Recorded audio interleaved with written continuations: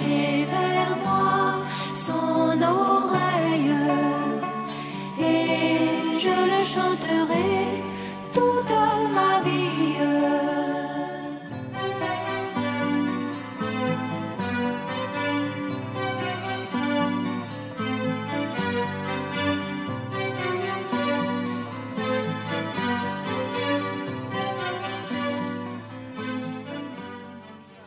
Que le nom de notre Seigneur et Sauveur Jésus-Christ soit loué.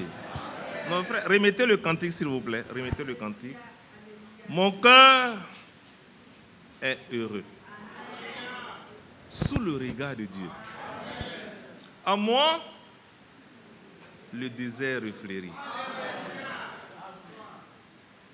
Mon cœur est heureux. Sous le regard de Dieu. Mon être entier s'épanouit. Mes bien-aimés frères et sœurs, nous sommes encore heureux de nous retrouver ici ce matin parce que toute notre existence réside dans écouter Dieu. Et vous savez, les gens qui partaient voir Salomon, la Bible dit, ils étaient heureux de l'écouter. À écouter Salomon, il pouvait passer toute une journée sans se lasser. Parce que ce que Salomon disait, il y avait quelque chose qui lui était apporté. Alors mon cœur est heureux sous le regard de Dieu, et en moi le désert refleurit. Alors, vous savez, le Seigneur veut que le désert, effectivement, refleurisse. Israël est un exemple. Le désert de Negev, pour ceux qui connaissent Israël, le désert de Negev a refleuri. Et aujourd'hui, on peut aller en Israël et puis on voit ces belles plantes, on voit ces beaux fruits, parce que le Seigneur a fait refleurir le désert. Et encore nous, les enfants de Dieu. On a écouté ces derniers temps de beaux messages. C'est vrai que la dernière fois, on avait vu que le Seigneur nous conduisait sur les hautes montagnes et on mangeait là-bas. Mais en montant, souvent, il y a des blessures. Mais ce n'est pas un plaisir pour le Seigneur, puisque lui-même, il fait les pansements. On va se tenir debout, frères et sœurs, on va lire une parole, je ne serai pas long. On va prendre Genèse 1, à partir du verset 1 à 3. Et revenir sur ce que nous avons lu ce matin. Je lis Genèse 1, à partir du verset 1. Je lis. Au commencement, Dieu créa les cieux et la terre. La terre était informe et vide. Il y avait des ténèbres à la surface de l'abîme et l'Esprit de Dieu se mouvait au-dessus des eaux. Dieu dit que la lumière soit et la lumière fut. Que le Seigneur bénisse la lecture de cette parole. Veuillez vous asseoir, frères et sœurs.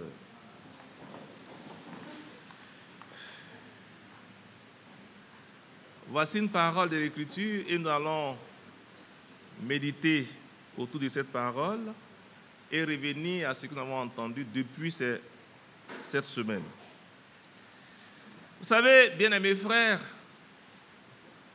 tout ce qui vient de Dieu, toute la création de Dieu, elle n'est pas seulement bonne, mais elle est très bonne. C'est ce que la Bible dit dans Genèse 1, toujours verset 31, qui dit, je lis, Genèse,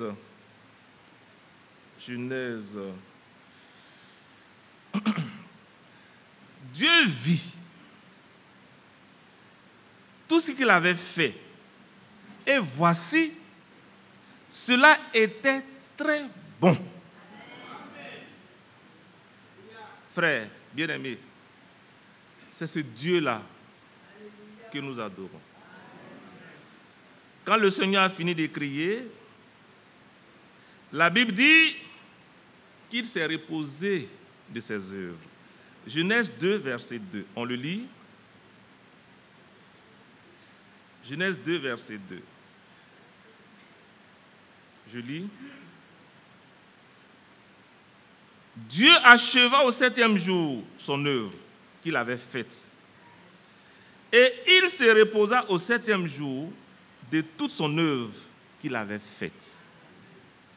Alors, bien-aimés frères et sœurs, quand Dieu a créé tout, il s'est reposé. Il n'a pas dit j'ai créé les luminaires, j'ai créé, comment on appelle ça, les poissons, je vais essayer de revoir.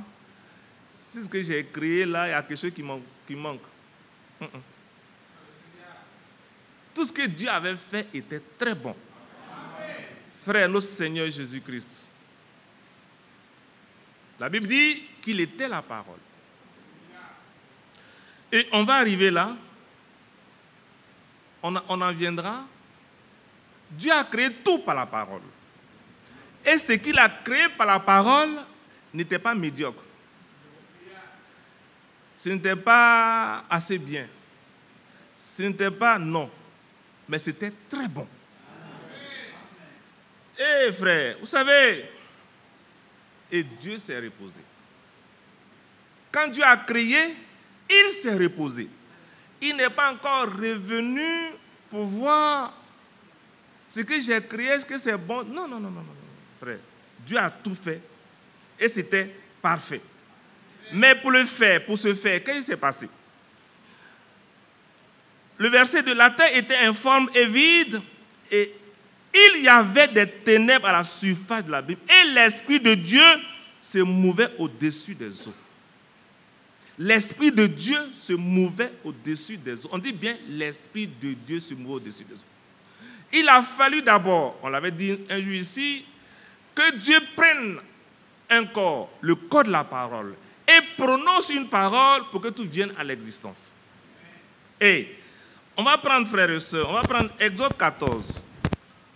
Je vais arriver quelque part. Exode 14, à partir du verset 15.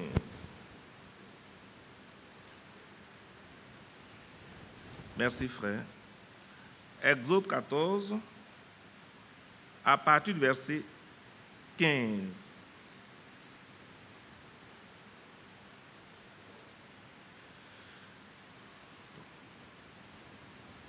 L'Éternel dit à Moïse. Vous voyez ici, l'Éternel encore va parler. Pourquoi ces cris? Parle aux enfants d'Israël et qu'ils marchent. Dieu s'est adressé à Moïse en parlant. Et quand Dieu a parlé, Moïse va s'exécuter. On va prendre le verset 21 de Exode 14. Moïse étendit sa main sur la mer, et l'Éternel refoula la mer par un vent d'Orient qui souffla avec impétuosité toute la nuit. Il mit la mer à sec et les eaux se fendirent. Dieu a dit. Et comme Dieu a dit, Moïse, qui était le prophète de Dieu, a exécuté la parole de Dieu. Et c'est là qu'on viendra. Il a exécuté la parole de Dieu. Cette même parole par laquelle Dieu a créé l'humanité et tout ce qu'il renferme. Quand Dieu a parlé, tout est venu à l'existence. Alors, frères et sœurs, on va prendre Jean 1, verset 1. Jean 1, verset 1. Jean 1, à partir du verset 1. Jean 1, verset 1. Merci, frère. Au commencement était la parole. Et la parole était avec Dieu. Et la parole était Dieu. Elle était au commencement avec Dieu. Toutes choses ont été faites par elle. Et rien de ce qui a été fait n'a été fait sans elle. Frère, la parole qui était au commencement, elle a pris forme. Alors frère, allons maintenant dans Jean 1, verset 12. Vous allez voir là où je vais en venir. Jean 1, verset 12. Bon. Mais à tous ceux qui l'ont reçu, à ceux qui croient en son nom, elle a donné le pouvoir de devenir enfants de Dieu. Lesquels sont nés, non du sang, ni de la volonté de la chair, ni de la volonté de l'homme, mais de Dieu. Frères et sœurs, nous sommes nés, du moins pour nous qui écoutons cette parole de la fin des temps, nous sommes nés par la parole. Donc, nous passons de fils d'homme à fils de Dieu. Ayant les mêmes caractéristiques que la parole. Parce que tout père, ou bien tout fils, porte les mêmes caractéristiques que son père. L'ADN, on parle de complément, tout ça, c'est les mêmes spécificités. Alors, frères et sœurs, la Bible dit que nous sommes nés par la parole. Ce n'est pas le Saint-Esprit qui fait de nous enfants de Dieu, non, frère. C'est la parole que tu reçois qui fait de nous enfants de Dieu. C'est-à-dire que tu nais par la parole, par le germe. Alors, qu'est-ce qui va se passer, frères et sœurs? Prenons Jacques 1, verset 18. Allons-y, Jacques 1, verset 18, frère. Allons rapidement. Bon. Je vais arriver quelque part. Jacques 1, verset 18. Bon. Il nous a engendrés selon sa volonté par la parole de vérité. Frère, sœur, il faut que tu saches, avant qu'on y vienne à la foi, il faut te connaître d'abord de quelle constitution tu es. Si tu reconnais d'où tu es, tu peux être tranquille devant l'adversité. C'est pas vrai, vous savez, vous voyez un peu souvent, on voit les femmes policières, les petites filles là, excusez-moi s'il y a des policières. Mais, même si tu es grand, tu es gros, elles mettent les petits chapeaux, c'est pas si on appelle un chapeau képi. Soit elles peut dire prrr, et puis tu t'arrêtes. Oui, elle ne se met pas sur la route comme ça. Mais elle fait ça parce qu'il y a quelqu'un qui est derrière elle. Elle sait que si tu enfreins à la loi, si tu enfreins à elle, à ce qu'elle dit, tu as quelqu'un derrière. Donc tu auras des problèmes avec cette personne. Et donc nous d'abord, frères et sœurs, pour parler de foi, comme le frère l'a dit, il faut que tu saches d'abord d'où toi tu viens. Si tu connais ta constitution, tu sauras sur quoi tenir pour parler. Et le diable saura que celui qui me parle là, ou bien à qui je parle là, ou bien qui me donne des ordres là, je dois exécuter parce qu'il y a quelqu'un derrière lui. C'est pourquoi déjà, frère, nous montrons qu'il nous a engendrés selon sa volonté par la parole de vérité. C'est pourquoi, bien aimés frères et sœurs, on ne peut être enfant de Dieu que par la parole véritable. C'est pourquoi, frère, Dieu s'est donné les moyens depuis le premier âge pour que sa parole ne soit pas falsifiée et que la parole qui était au commencement, qui a engendré des fils de Dieu, cette même parole aussi engendre en notre temps des fils véritables de Dieu. Frère, c'est là que nous avons ce soir. Et vous allez voir, quand vous allez quitter ici là, frère, tes plaies ne sont pas justifiées. Ta peine n'est pas justifiée. Parce que tu es d'une constitution, frère. Et cette constitution vient de Dieu. Oui, frère, c'est là où on vient. Alors, il nous a engendrés. Il nous a engendrés selon sa volonté, par la parole de vérité afin que nous soyons en quelque sorte les prémices de ses créatures. Amen. Lui, frère, il est le premier des premiers des premiers. Il est le souverain sacrificateur. Nous sommes les sacrificateurs. Il est le roi. Nous sommes des rois. Frère, c'est de cela qu'il s'agit. Alors on va continuer, frères et sœurs. On va prendre 1 Pierre 1, le verset 23. 1 Pierre 1, verset 23. Allons-y, frères et sœurs, rapidement. Je ne vais pas trop retenir mes bien-aimés frères. 1 Pierre 1, verset 23. Puisque vous avez été régénérés, non par une semence corruptible, mais par une semence incorruptible, par la parole vivante et permanente de Dieu. Frère, si tu es né par cette parole, pourquoi tu pleures? Si tu es né par cette parole, pourquoi tu crains le diable? Si tu es fils ou fille de Dieu, pourquoi tu as peur? Il faut que tu connaisses tes droits et tes devoirs.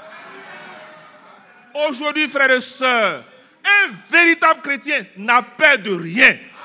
Même si tout pense aller à gauche, il sait que le Seigneur va ramener tout droitement, frères et sœurs. Parce que sa nature est la nature du Créateur. Frère, c'est de cela qu'il s'agit. On n'est pas des dénominationnels. On n'est pas des hommes qui ont reçu une parole fausse. Non, mais la véritable parole de Dieu, frères et sœurs. C'est pourquoi quand Dieu a vu depuis le premier âge que cette parole était en train d'être, voyez, touchée par-ci, par-là, lui, il a veillé sur cette parole pour que la parole qui était au commencement, la même parole vienne à la fin. Oui, frère, aujourd'hui, on n'a pas d'excuses. Parce qu'on a tout reçu. Et comme l'apôtre Paul le disait, le frère Bram l'a dit, le frère Franck l'a dit, je vous ai annoncé tout le conseil de Dieu. Je ne vous ai rien caché. Alors, bien-aimés, on continue. Et il dit, mais le problème, frères et sœurs, c'est qu'il y a des gens mal affermis. Les pieux parmi les pieux, c'est eux qui déforment la parole de Dieu. Prenons Galates 1, verset 8. On va le voir. Galates 1, verset 8, frère, on va là-bas. Galates 1, verset 8. Voilà. Mais quand nous-mêmes, regardez, frère, c'est ce que l'apôtre Paul dit. C'est pas, frère, ce que Dieu a dit là, il ne revient plus dessus. Un fils de Dieu qui est sous l'inspiration de Dieu, frère, ce que tu as dit hier là, tu dis la même chose aujourd'hui et tu diras la même chose demain. Mais quand nous-mêmes, quand un ange du ciel annoncerait un autre évangile que celui que nous avons prêché, qu'il soit anathème, qu'il soit retranché. Parce que, frère, vous savez, l'évangile, c'est cet évangile qui donne la vie.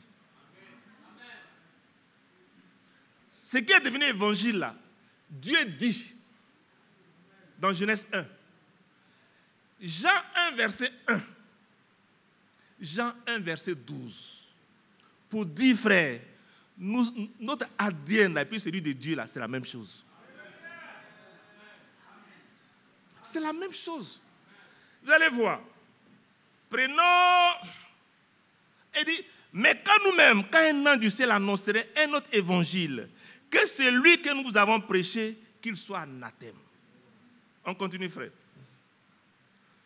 Nous l'avons dit précédemment, et je le répète, à cette heure. Si quelqu'un vous annonce un autre évangile que celui que vous avez reçu, qu'il soit anathème. C'est ça, frère. Ceux qui font cela, les fausses doctrines là, frère, Dieu va les retrancher. Et c'est un scandale. Parce que, frère, vous savez, un comme on appelle ça, un faux évangile, une fausse prédication, elle apporte beaucoup de vilaines choses. C'est pas Dieu lui-même, le sachant, il a pris des hommes qu'il a envoyés pour leur donner son esprit et mettre dans leur bouche la parole qu'il faut pour le peuple de Dieu. Et il continue pour dire, frère, prenons Jean 20, verset 29. Je vais arriver quelque part. Jean 20, verset 29. Il dit,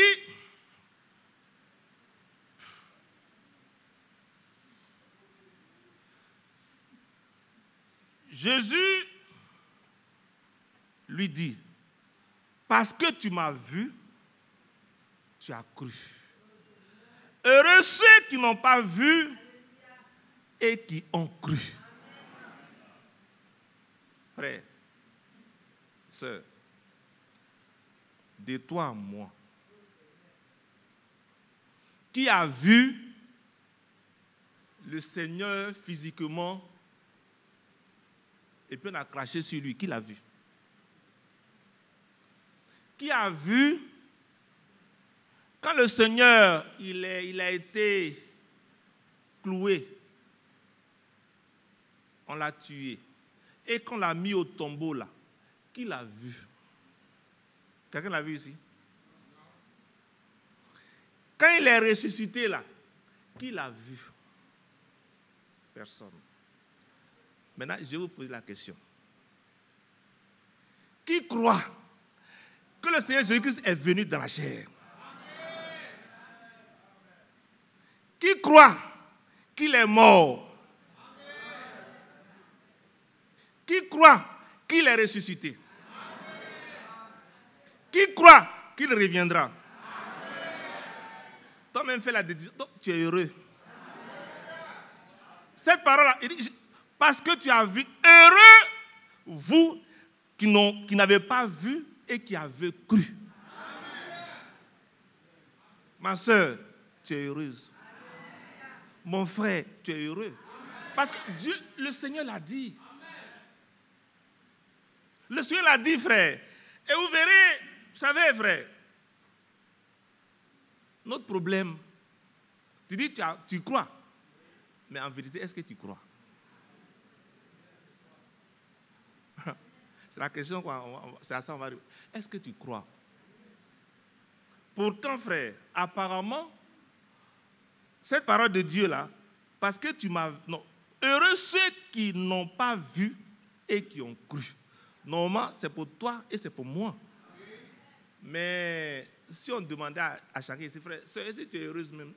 Frère. Frère.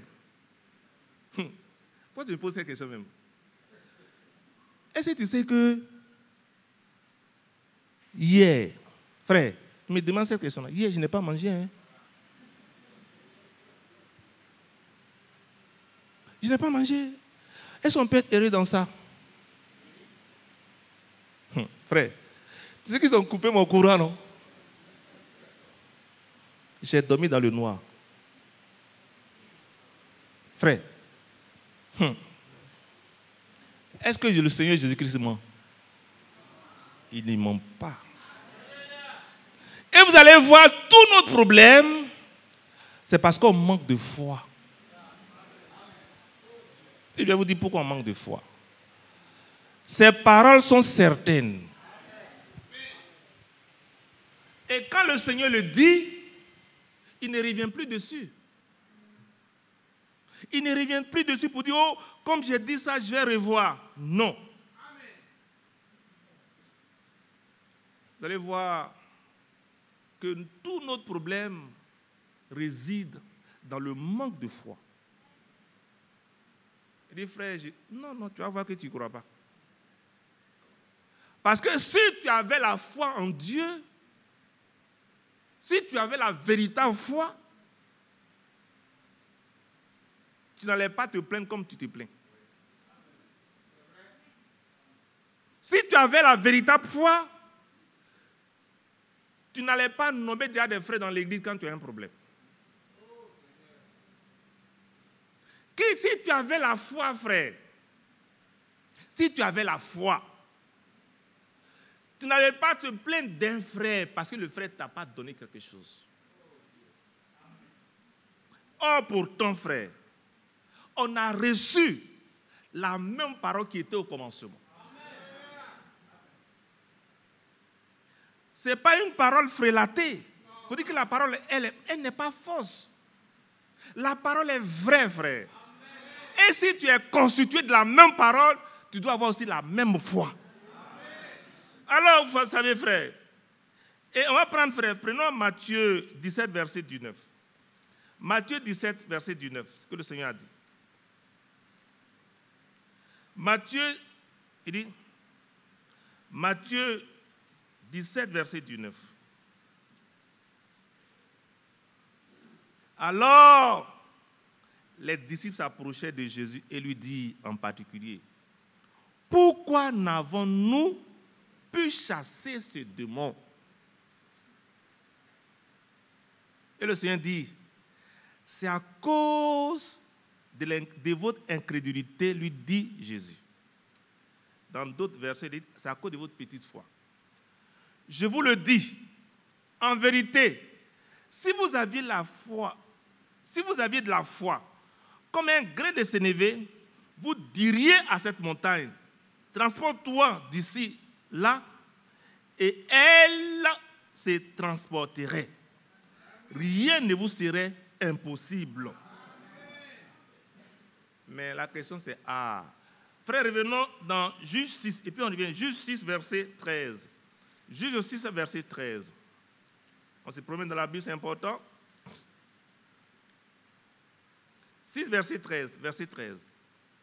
Gédéon lui dit, mon Seigneur, si l'Éternel est avec nous, mon Seigneur, si on a reçu cette parole véritable, Seigneur, si le prophète Branham était le véritable prophète de Dieu, Seigneur, si le frère Franck a eu le dépôt et il a distribué, Seigneur, si nous qui sommes ici, nous écoutons la véritable parole de Dieu, pourquoi toutes ces choses nous sont-elles arrivées?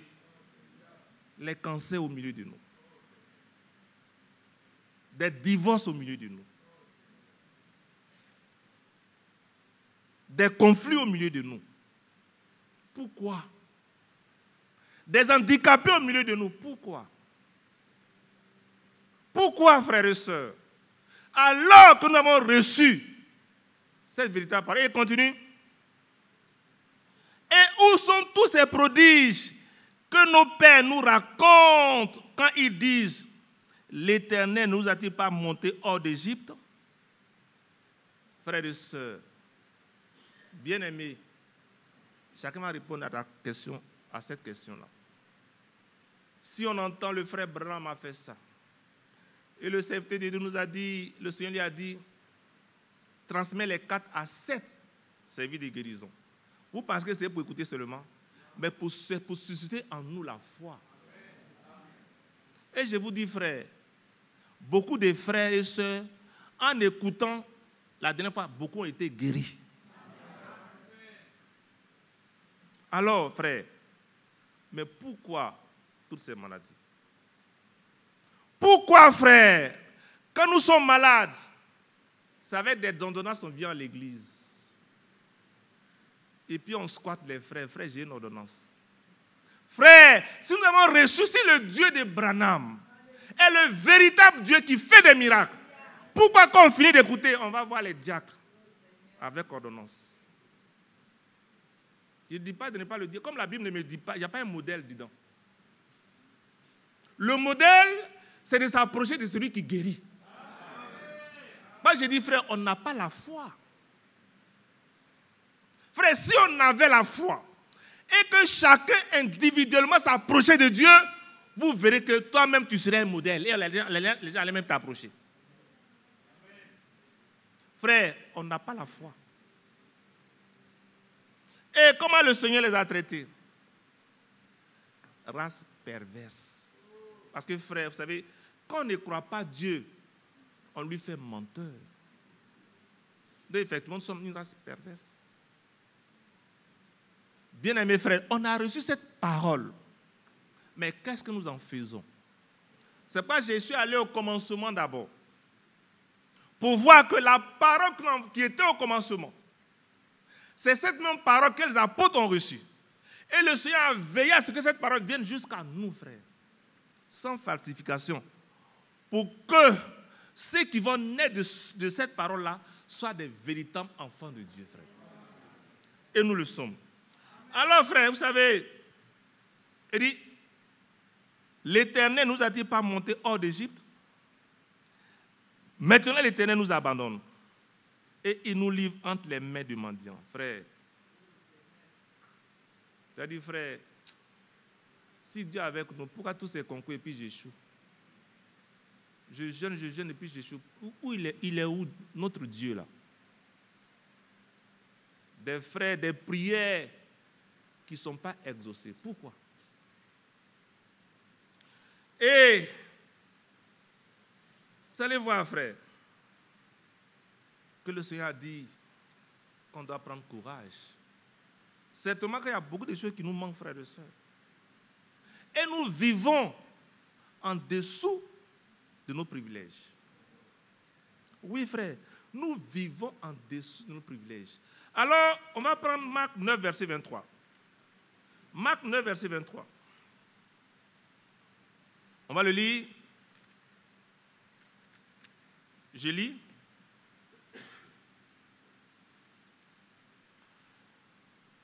Jésus lui dit, si tu peux, c'est ce que le monsieur a dit, tout est possible à celui qui croit.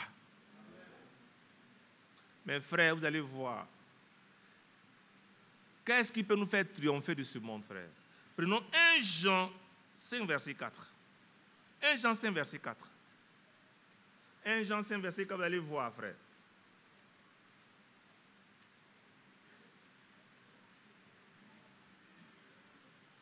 Il dit, parce que tout ce qui est né de Dieu triomphe du monde. Et la victoire qui triomphe du monde, c'est notre foi. Frère, on dit tout ce qui est né de Dieu. Tout ce qui est né de Dieu. Or, comme on vient de le montrer tout à l'heure, nous sommes nés de la parole et par la parole. Donc nous sommes nés de Dieu. Normalement, le principe, nous sommes nés de Dieu. Et la Bible dit, ce qui est né de Dieu triomphe du monde. Et la victoire qui triomphe du monde, c'est quoi? C'est notre foi. Vous pensez que le Seigneur ne savait pas qu'il allait avoir des couloirs? Mais devant le couloir, toi tu as fait quoi? C'est ta foi. Devant la maladie, c'est ta foi. Et puisque même la foi là, elle se nourrit de la véritable parole de Dieu que nous entendons toujours. Frère, il faudrait que quelque chose soit secoué en nous. Parce que, frère, nous sommes plus malheureux que les hommes du monde. Parce que nous, au moins, le Seigneur nous a montré la voie de la victoire. Et il a dit, ce qui triomphe du monde, c'est notre foi. Et la foi, notre foi, la foi aujourd'hui que nous avons.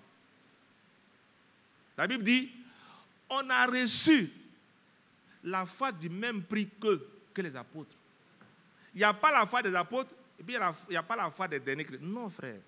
Si nous avons reçu la même foi que les apôtres, on doit faire la même chose que les apôtres ont fait. Frère, ça c'est mathématique. On a reçu la même foi, le même prix, la même valeur. Si c'est une foi de 10 milliards, ce n'est pas parce qu'on est en Côte d'Ivoire que ce serait une foi de 1 franc, non. C'est le même sang qui est versé pour eux, c'est le même sang qui est versé pour nos frères. La même parole qu'ils ont reçue, Dieu a gardé la même parole jusqu'à ce qu'elle vienne à nous. De telle sorte que, frères et sœurs, le Seigneur a dit, heureux ceux qui n'ont pas vu. C'est ça? Et qui ont cru. Ma soeur, il faut t'estimer heureuse. Mon frère, il faut t'estimer heureux. Maintenant, le problème, frères et sœurs, il faut que tu exerces ta foi. C'est qu'on a des problèmes. Hein. Le Seigneur sait que, il est dans c'est dans Timothée 3, je peux oublier, on l'avait dit qu'il y aura des temps difficiles. Justement, c'est en ces temps difficiles que le Seigneur nous a donné cette parole complète. Pour qu'en ces temps difficiles, nous puissions vivre par la foi. Si tu n'as pas la foi, frère, il y a une chose qui te reste. Hein. Tu rentres dans le contexte. Oui, frère, tu as fait les compromis. Mais si tu as la foi que les apôtres ont eue, si tu as la même parole que les apôtres ont eue, normalement, frère, nous devons triompher du monde. Frères et sœurs, je pense que c'est ce qu'il voulait dire dans ce petit message. Pour que vous sachiez, frères et sœurs, le Seigneur nous a tout donné. Il n'a rien caché. Mais notre problème, on calcule trop. Et quand tu fais ton calcul humain, tu sais qu'humainement parlant, ce n'est pas possible. Mais justement, il faudrait que ce soit humainement impossible pour que ce soit divinement possible. Si l'homme peut le faire, Dieu n'a pas sa place là-bas. Mais comme c'est difficile, c'est là que Dieu intervient, frères et sœurs. Et c'est la même parole que nous avons reçue. Bien-aimés frères et sœurs, le Seigneur a dit, prenez courage, car j'ai vaincu le monde. Et celui qui est né de Dieu triomphe du monde. Alors, est-ce que toi, tu es né de Dieu? Amen. Si nous sommes nés de Dieu, nous triomphons aussi du monde. Parce qu'on a les mêmes substances, les mêmes caractéristiques. C'est-à-dire que, comme les médecins le disent, si on prend l'ADN là, on va là-bas, on prend l'ADN de Dieu et puis on prend ton ADN, c'est la même chose. Que Dieu vous bénisse. Alors je voulais, comme c'était un message vraiment de foi, j'ai voulu que nous lisions ces choses pour que nous sachions que nous qui sommes nés de Dieu, là, frère, ne regardons pas avec les yeux humains, mais regardons avec les yeux de Dieu. Si nous regardons avec les yeux de Dieu, vous verrez que, frère, le Seigneur nous a donné la victoire sur tout. Christ, il est mort. Il est ressuscité. Il reviendra nous prendre. C'est un fait. C'est une réalité. Et le Seigneur va accomplir cette parole en nous. Vous savez, comme on avait dit tantôt, il plaît au Seigneur de nous faire monter sur les montagnes. Mais en montant sur les montagnes, frères et sœurs, tu dois porter à tes pieds le zèle qui est dans l'évangile. Parce que si tu n'as pas ce zèle-là, tu vas te décourager. Mais ne te décourage pas. Parce que le Seigneur dit, comme tu es né de moi, sache que tu as triomphé déjà du monde, frères et sœurs. Que Dieu vous bénisse. Frère Mathias, ça c'est quelques messages, quelques passages qu'il voulait donner au peuple de Dieu pour que vous sachiez, frère. Ce qui est autour de vous, là, ne regardez pas avec les yeux humains. Parce que si vous regardez avec les yeux humains, le diable va grandir, tout cela. Mais quand tu regardes les yeux de Dieu, toi tu es au ciel. Donc tout ce que tu regardes en bas là, c'est petit.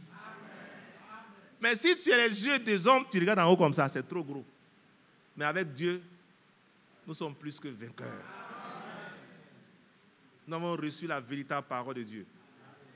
Et on ne peut pas douter, frère, que nous ne sommes pas des enfants. Nous sommes des véritables enfants de Dieu. Frère, il ne faut pas douter de ça, hein, c'est vrai.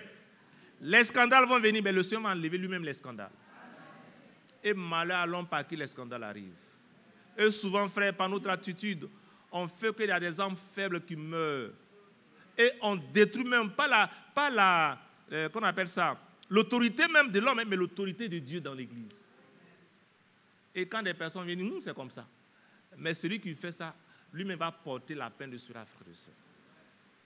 Ne sois pas de celui ou bien de celle par qui les scandales arrivent, parce qu'on ne peut pas éviter que les scandales arrivent. Ça sera toujours dans l'Église, dans le peuple de Dieu. Mais heureusement, frère, que nous qui sommes des enfants de Dieu, qui sommes nés de Dieu, nous nous soumettons, nous mettons en bas, de telle sorte que nous puissions aussi soulever les autres frères. C'est à cela que le Seigneur nous a appelés. Que Dieu vous bénisse. Amen. Frère Mathias, tu as fait prier le peuple de Dieu. C'est il est midi, il ne voulait pas vraiment vous faire durer. Que Dieu vous bénisse.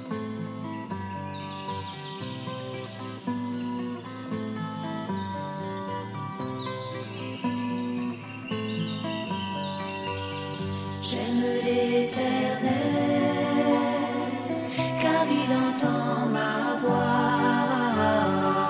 Il a penché vers moi son oreille, et je le chanterai.